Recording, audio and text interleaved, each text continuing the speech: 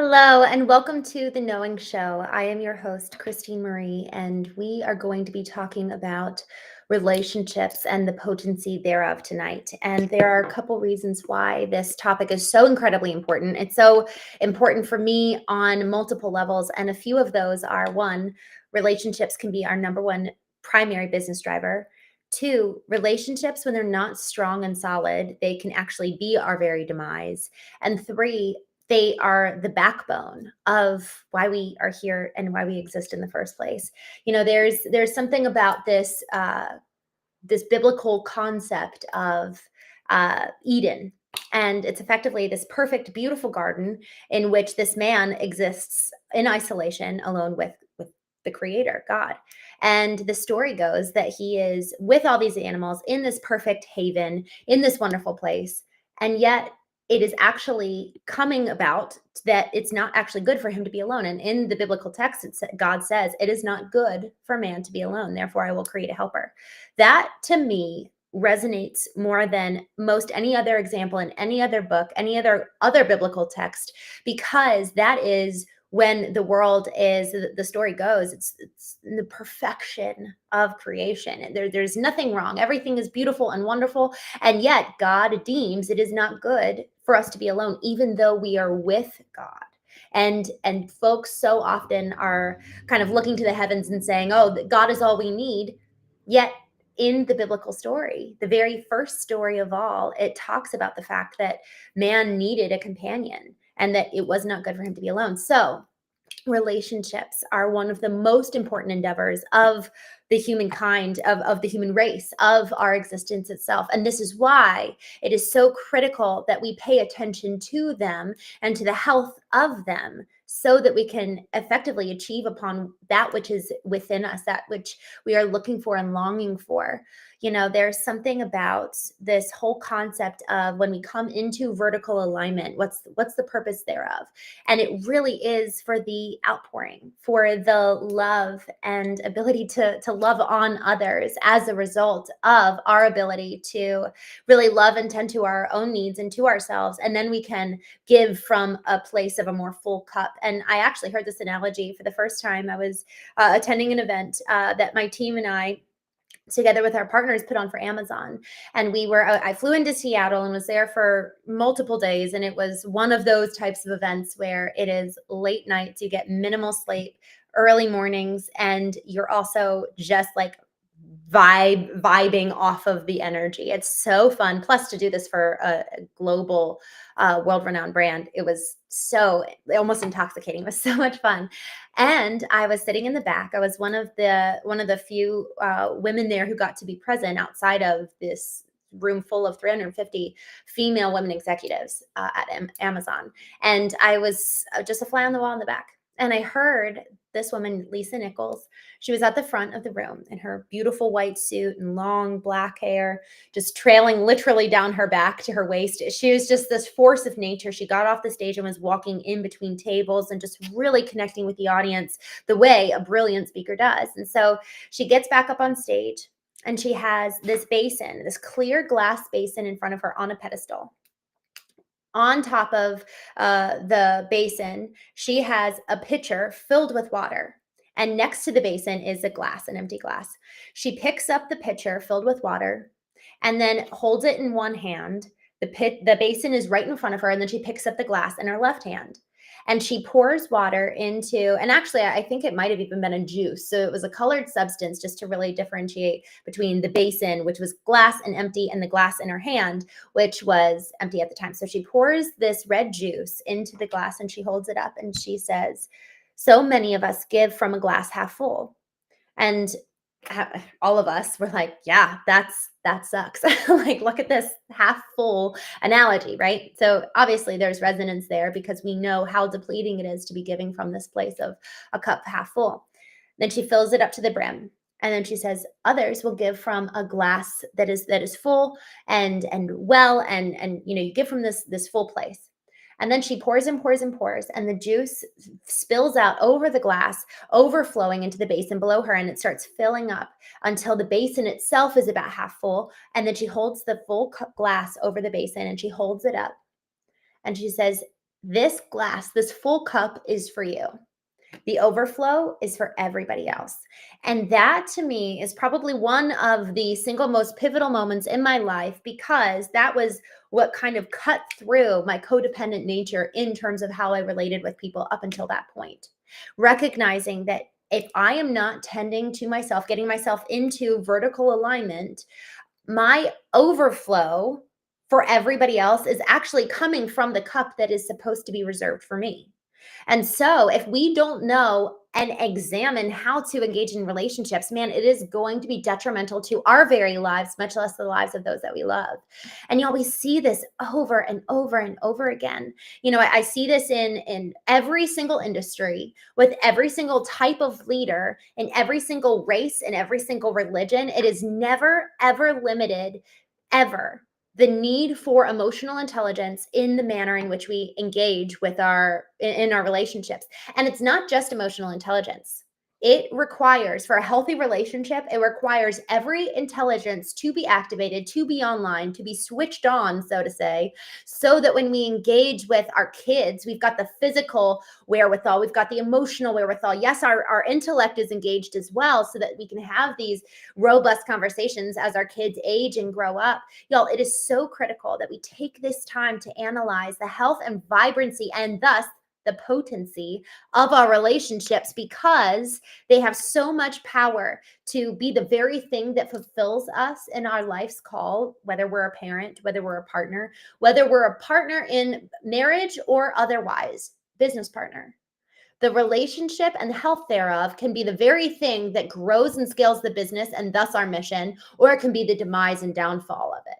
So, this examination of relationships could not be more critical. And I personally have experienced the lack of health in a marriage, and then seen that fall apart and my future fall apart as a consequence. And I've also seen what happens when, honestly, two people live together for decades. My former husband and I witnessed this in other marriages around us. Yes, ours ended, and there were so many others that years later ended too, because none of us ever took the time to analyze what is our target, what is our own metric and measure of health. What does that even look like? What do I even mean when I say I want a successful marriage? And then we take this into the business context. What does it even mean to have a successful business partnership? What even are those elements that constitute a healthy, vibrant relationship? My someone I was talking to, actually, he was advising my business partner and I in the foundation's first marketing business, where we provide marketing services for foundation repair businesses, for home service businesses. And so they gave us advice that before we start our business, before we really, really jump into servicing our clients, we need to draw up divorce papers. We actually need to outline what will it look like if and when our business falls apart. And also, Alex and Layla Hermosi did the same thing for their marriage. So it's not just our business, it's also our marriage. What will happen if this ends? What's the consequence of it? And actually, a lot of folks have actually done the work. And Jorge, I just saw you on Instagram saying very true. Y'all, this is so critical that we do the work to identify what will be the outcome if this doesn't work. And doing the work to actually break it all the way down to its logical end actually can serve as a safeguard to protect us from actually that end and that outcome. Because if we never actually say, it's almost like pulling the veil back and exposing the man behind the curtain. There's something about it where it demystifies it. And it also adds a layer of depth and weight. Wow, if this ends, what is this going to do for our family? What is this going to do for our friendships? What is this going to do for our finances? What is this going to do for, the list goes on. And y'all, it goes beyond just the personal interrelational aspects of our lives, but also into our businesses. We have to draw up this concept of what happens when this ends, God forbid. And we need to do the work to outline that, because maybe we should never engage in that partnership to begin with. So in us outlining what is the ideal, what is the potential outcome if it doesn't work, how will I handle it? What will that look like in terms of the legality of the thing? Then when it comes to, okay, here's our ideal, going back to that, what are those KPIs, those key performance indicators that measure success if we are to hit our target in relationships. And y'all, I was doing an exercise. I was in Colombia 5-6 months ago towards the beginning of the year. And I was doing an exercise with a team, and we were doing, this company flew me down, and we were doing training and not even training, but really interpersonal relationship building, and it was really fun. It was actually, some of the folks on the team mentioned, they were like, we were actually really dreading this. Like, they came from corporate America, and they were like, we were not sure what the heck knowing was and like what we would have to do.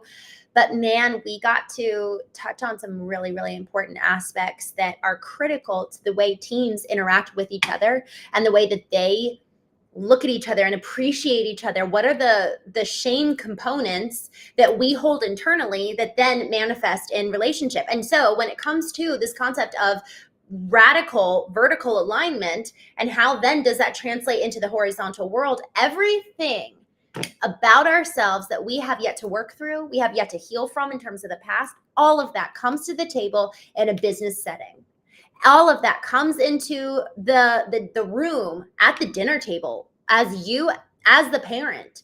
And then the kids are like, what's wrong? And we're like, nothing. And we end up gaslighting our children because we haven't done the work to understand what's going on for us, that we slap the label of fine on it and train our children to think that it's okay to move throughout the world in that kind of emotional and honestly intellectual dissonance. Because when our intelligences aren't firing, we're at a dissonance with what our body and soul and self are trying to communicate to us.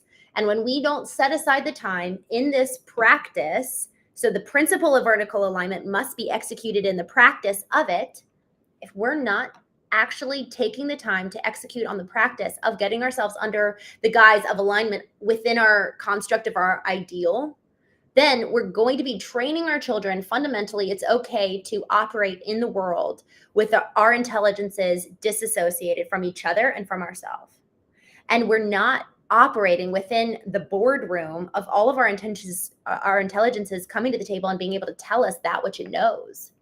And so every single time we operate in relationship, whether it's our 2-year-old, our 22-year-old, or our business partner, we are setting an example. Today I was on a podcast, and we were talking about the early genesis of my agency and why, what are the components that I put into place, the strategies. And I kept harping on why it's so important for us as the leader of the business to ensure that we're well, that we're healthy, that we are operating from a place of vertical alignment, because we're setting the example so that our team is an extension of us. So if we're not well, if we have not taken stock of ensuring that there is actual coherency between all of these aspects of what we espouse, ensuring that there is a layer of connection and through line between everything that comes out of our mouth into the way that we act, that's all predicated in a belief. Because our words can be disassociated from our actions, and our words can also be disassociated from our beliefs. So in relationship, we're effectively modeling for other people how effectively we're permitting them to act. So whether it's our kids or our employees who are extensions of us, all of it is an extension of us. It's all, we think of relationships as mirrors for us because we're effectively telling them and approving of them by our own behavior what's acceptable. And so in this concept of relationships and the potency of it, that word is, I love that word. And I actually Googled it beforehand because I was like, this feels really, really right, but let me make sure that I have the right word. Potency speaks a lot to the influence and the power that something has in relation to another thing. So it has so much influence. And so when we are operating from that place of vertical alignment, we have the ability and the potency to impact everything around us, to cause influence, to change the very atmosphere by way of our presence. And that's what's so important to realize, is because when we think about relationships and we recognize, man, I actually am fundamentally in my DNA wired for connection, what then are the things that I am doing that are fundamentally pushing people away? And y'all, we have to ask this question if we want to exist in healthy relationships. We have to ask this question, do the self audit of what are the things that I'm doing that are really, really rubbing people the wrong way? Where am I misunderstood? Where are people activated by me in a way that I don't want them to be activated? And this is where, us allowing our relationships to serve as a mirror, it's really vulnerable because we're probably not going to like what we see all the time. But if we want to exist in healthy relationships, we have to do this. We have to do this work of actually analyzing, how am I showing up as a leader? How am I showing up as a parent? How am I showing up as a partner?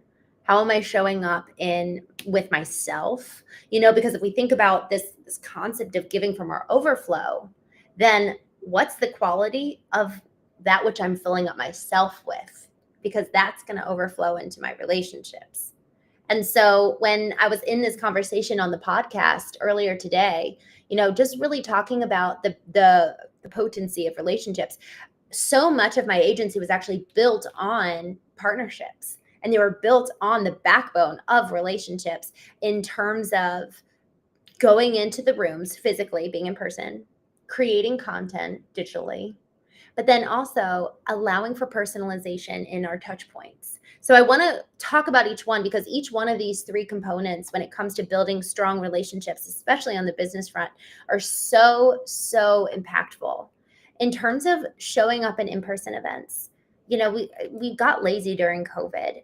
There was an element of, well, let's just throw a digital virtual coffee on the calendar and call it a day. But then what I found, and I actually was really guilty of this. This was right when I started my business. I would try to have conversations with folks, and I had no real intent. I didn't really know what I wanted out of it. So when I reference this concept of knowing what's the ideal, what is the ideal for this relationship? What's the ideal for this conversation? What is my intention? Y'all, we have to fundamentally reframe the way we approach it every single day to be one of intention, so that these conversations, whether they're in person or digitally or otherwise, a phone call, they are all marked by this intention of, what am I hoping to get out of it? What am I hoping to give in it? So this concept of living with intention and pursuing relationships with intention changes everything, because what it probably will do is automatically demarcate. Once we know our ideal, we also know our unideal. We also know who doesn't serve us, who we can't serve. Actually, I really don't have anything to give you. You're looking for X and I only have Y. But you know what? I actually can introduce you to someone who has X. So ultimately, what this allows is, by knowing our ideal in relationships and consequently our unideal, it serves as the protection. It serves as a boundary for us, and ultimately a sandbox in which we can play. We can do business. We can form relationships within the confines of this boundary line because we know. But we have to do the work to know. We have to do the work to actually craft what is my ideal in terms of this regard. So breaking down on a business perspective and the different types of relationships there, employees, colleagues, who are people actually that I want to surround myself with, who are truly leading by example, people I want to emulate because we are the sum of the 5 people we spend time with, who are potential referral partners. Y'all, partners are so, so critical. I ended up, really building my business on referrals, and by not even just referrals and partners in that regard, but also partners by way of, we served as a subcontractor for a lot of other agencies that were big, massive brands. They're the ones paying for the ads. They're the ones paying for the visibility. And then we get all the clients. That's awesome. We love that deal. So sure, maybe we don't have the brand visibility that this other agency does, but I actually don't want to pay for that. I actually don't want to spend my time and build up our team to try to build up all this momentum around brand visibility, when I can actually just come in and do what we're skilled to do, what we love to do, and really serve this other agency, and thus have an amazing subcontractor relationship. Our family business, 100 years in business, started in 1922. Y'all, 60% of the revenue comes from partners and serving as a sub. That's awesome. And when you diversify your sources, if you lose one of those general contractors or someone who's subbing you out, that hurts a little bit, but you've got these other sources. And plus, it was only 60% of your revenue. So take those 10, 15 sources, divide them across 60% of revenue, and you've got a decent amount of opportunity in the other sources. So it's so important for us to recognize what's my intention, what is my ideal as it pertains to relationships in business, because there's multiple categories. But we have to outline that, because the way that we show up with our employees is very different than the way that we just enter a room blindly at these in-person events versus the way we show up with those colleagues, those trusted people, that inner circle. And also the way we show up with our mentor. Do we even have a mentor to begin with? And so asking these questions and really analyzing the health and vibrancy of our business relationships is so important for the purpose of living in alignment with what we say we want, achieving the vision that we say we feel called to, actually taking the right action. Are we living in response to everybody around us and doing what everyone says we should do? Or are we narrowing our focus, predicated on the ideal that we've created for our business, for our lives, and then ensuring that the ideal, it's kind of like the capital I for ideal for my life, for my business, for my team, capital I, capital ideal, and then these small miniature ideals as it pertains to these micro relationships, these micro pockets. But y'all, if we don't craft an ideal, we're never going to live with intention. I had to do this. I've got 5 brothers and sisters, and going back to that exercise, when I was in Colombia doing this team exercise with this company, I had each one of them write down, what is your ideal in terms of each one of the roles in your life? So each one of our roles, there's a lot depending. So I have role as daughter, role as owner of a business, role as business partner, role as sister, role as auntie, etc. The list goes on. But what's interesting is that and so I took a role myself. So everyone's doing the work. They are doing the work and I'm doing the work. And I picked the role sister because they were doing it for the business side of things. And, what's my role and what's my ideal in relationship to, yes, my role and position in the company, but also what's my role in relation to my coworker, what's my role in relation to the boss, and really diving in. And so I picked the role in my life, which was sister. And I had never examined this role before. I had never dove into, well, how do I actually want to show up in being and living as a sister? And it was wild to realize I've got 5 siblings, 3 of them are married, and they all have kids. So now it's like, man, it's a ripple effect. I've never considered who I want to be in those regards, and therefore I have no ideal and no target to aim for. Therefore, I am always and always will end up repeating history and never allow real growth because there's no target. I will end up doing a 360 to return to old behaviors that I'm trying so hard to move away from until I identify that 180 lateral target. And so as I've worked to identify these roles and the ideals in each role as it pertains to each person, so that's getting granular. But y'all, it is so important if we want to live a life with intention, if we truly want to look back and say, man, I lived every day. There's this song, I love these lyrics. I lived this one wild life and I ripped it apart. There's something so vicious and there's a ferocity there that I want to engage with life. I don't want to miss a day. We only get this day one time. And so if I'm existing here in relationship with my eldest sister and her husband and her kids, who do I want to be? And here's what's so interesting. Who do I want to be based on what they need? That's when we really get to the next level. Because when I first started to get to know myself, the most I could do was say, okay, who do I want to be? Because I've never asked this question. I had no idea who I was. And so I really had to analyze, what do I want? Because I never thought of it. I was 28 years old and had just been living almost like a phantom. I had no idea. So I really dove into, okay, what do I want? Who am I? And I really kind of went inward and down, like just focusing inside. And over the last year and a half, it's like I've been picking my head up and I'm like, oh, well, what do they need? And now there's this book by David Brooks called The Second Mountain. I absolutely love this concept. He talks about how, most of us grow up very self-focused. We grow up very inward, kind of obsessed, and we chase all these dreams and aspirations, and we know what we want, and we're climbing the first mountain. And then something happens in our lives that take us crumbling down the mountain. We're sitting in the ashes of our lives, and we're like, oh, there's something more than me. And all of a sudden, community comes in and becomes such an important part of our lives. We start realizing opportunities to serve and to give back. And it's almost like the story of the Hollywood celebrity that gets all the fame and accolades and glory and then realizes that it's empty because they need relationship and they need people. And then they have a massive heart change and they start charities and they start giving back and their life changes in a dramatic way. That's the story. But what I found was that I actually grew up on the second mountain. I actually grew up so oriented on the horizontal with my compass navigated east and west rather than north that I had to effectively cut off the horizontal for the first couple of years and be like, okay, who am I?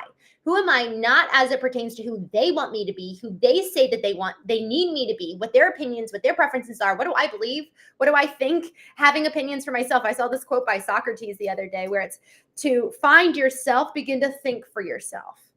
And I had to learn to think for myself, not just regurgitate all that was told to me. And I had to be taught from within, not told from without.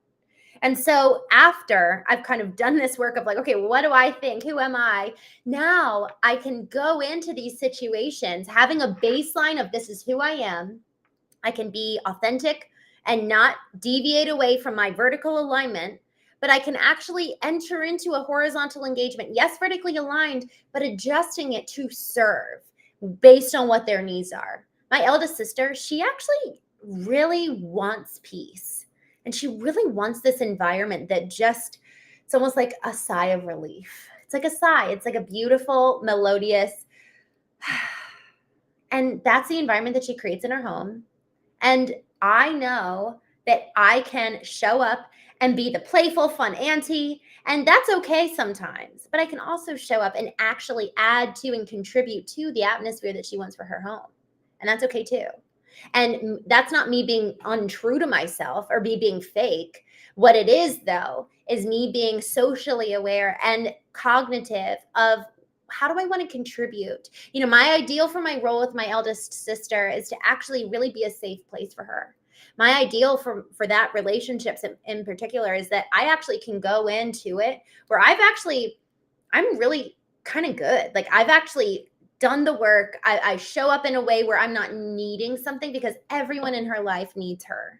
And she hasn't really had that safe place for a while to just, again, have that sigh, have the unwinding and have that ability to just rest. And I want to contribute that to her. And there might be a season where that changes, but for now it's a season where it's like I really want to be able to contribute to the rest and to the peaceful atmosphere that she's seeking to cultivate because man, there's just a lot pulling at her. And that's so it's just a really beautiful thing when we get to actually contribute to someone else's life. But we have to do so.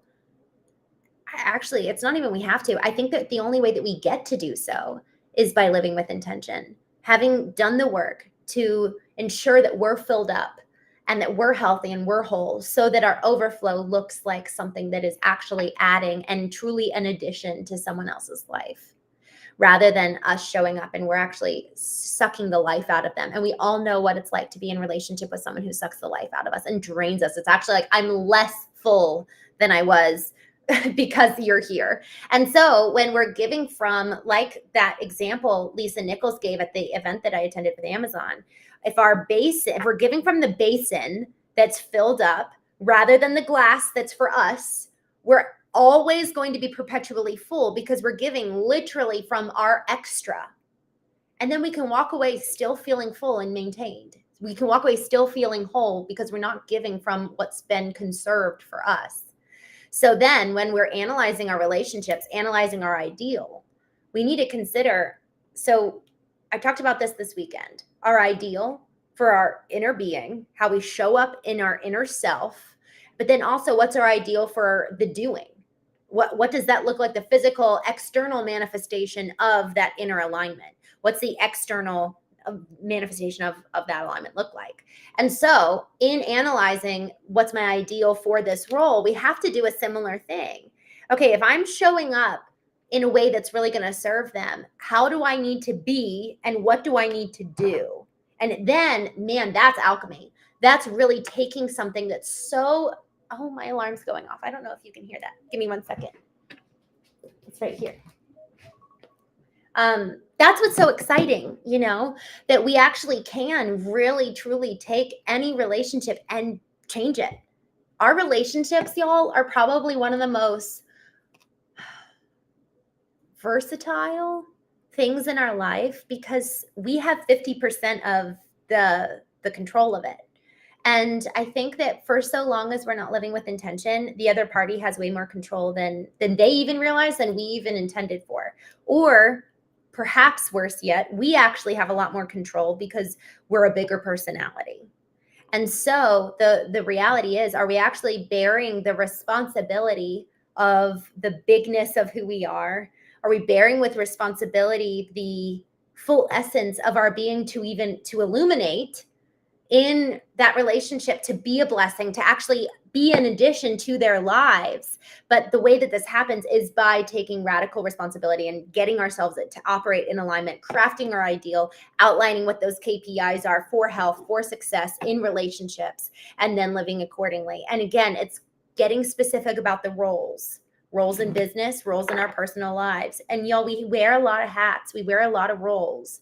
And so it takes time. When I did this work, I did this actually for an executive a couple months ago. We actually walked through every single role in his life. It took a long time, but it was really, really worth it because now there's clarity. Now I'm living every day with intention and I'm actually designing the life that I love.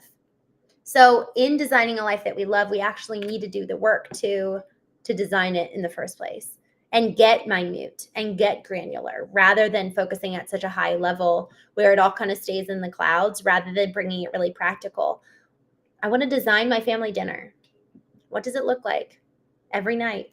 Some of the most successful folks I've talked to, not just on a monetary level. Yes, they've done 9 figures in business. That's awesome. But their family actually loves them. Each one said, I'm done at 5:30. They had a cutoff time where they were done working. And then they went to their family dinner. I was listening to a podcast the other day by the woman who coined the term, the 1,000 hours outside 1,000 hours, that whole concept. And they were talking about how young men by the age of 10 completed a survey and said that they feel like no one knows them. No one knows them at a core level. By 10 years old, they feel fundamentally unknown.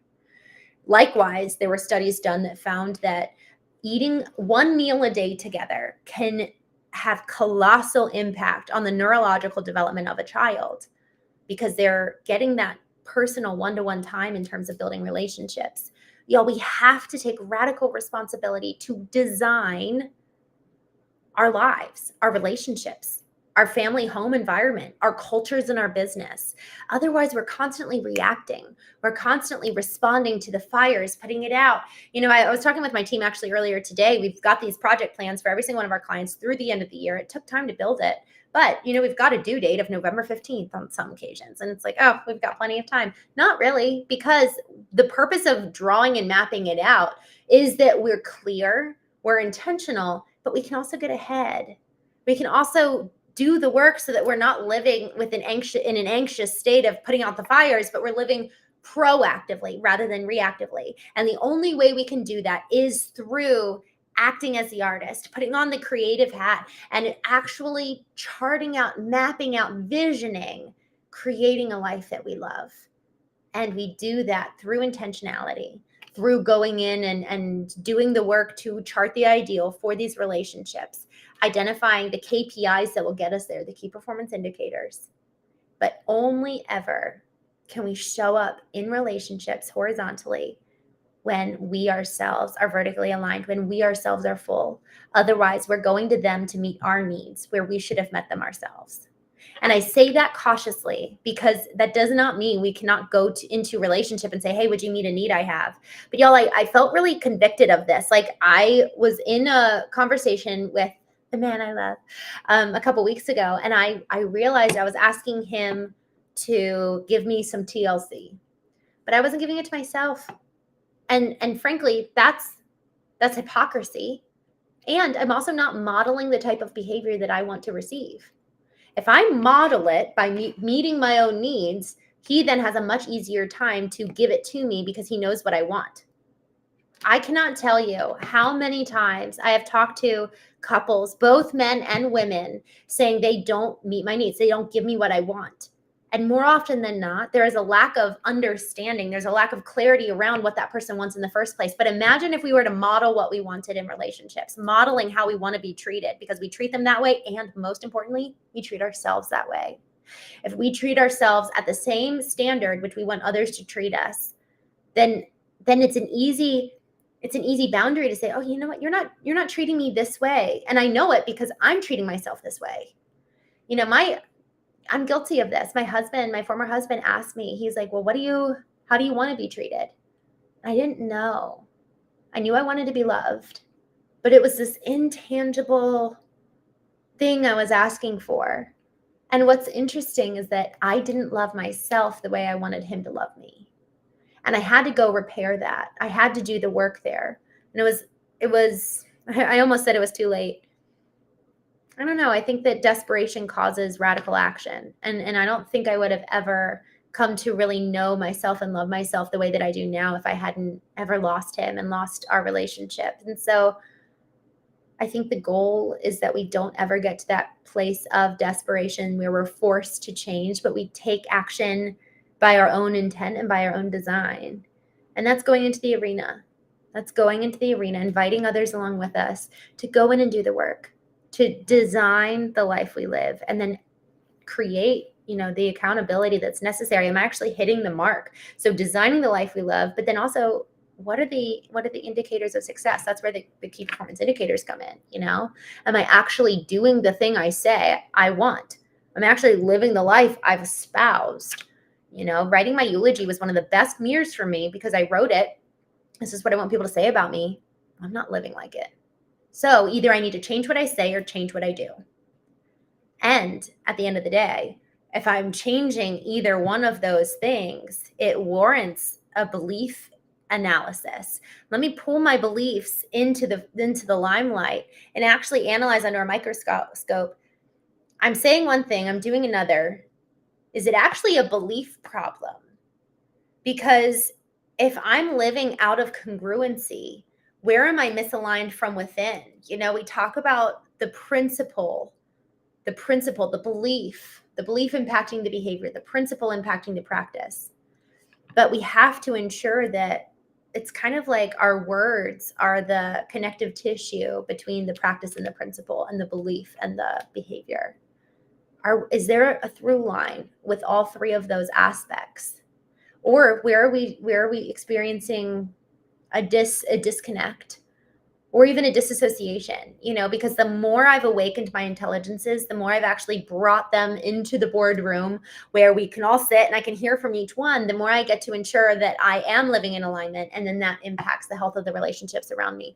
But it starts with you and me going into the arena and assuming radical responsibility for that, for doing the work. And in terms of the arena, we talked about this a couple weeks ago. The arena of vulnerability is what I really, really love that concept, because when we go into it in relationship with somebody else, they need to know that they're coming in there with us. We're going in to do the work, and I'm feeling vulnerable right now. It is so important that we set the stage. We talked about how knowing what we want and really outlining our ideals serves as a boundary for us to then be able to hold someone else to that same standard that we're holding ourselves to. It's a similar thing when we go into the arena. We need to say, hey, will you come with us? By the way, here are the rules of engagement that I need. What do you need as you come in here with me? Because then we can have a real honest doing the work, actually going and getting to the root cause of whatever it is, the problem. And y'all, it's important. I talked about this on the podcast today. intentionally setting aside time with our team to do the same thing, doing the one-on-one, so that they know that there's an arena for them too, where they can feel seen, they can be heard. We're going to listen, we're going to get their feedback, and we're going to honor them and show them just how important they are to us. I have intentionally fired clients because of feedback from my team, because I'm watching my team get stressed out or get anxiety or be gaslit by my clients, that I'm like, no, emotional intelligence is a value of ours. And therefore that principle informs the practice and the approach to business, yes, but also the business decisions we make. So when we're vertically aligned, it influences every single area of our lives. But we have to go into the arena. We have to do the work. So as we wrap up here, this is my ask of you.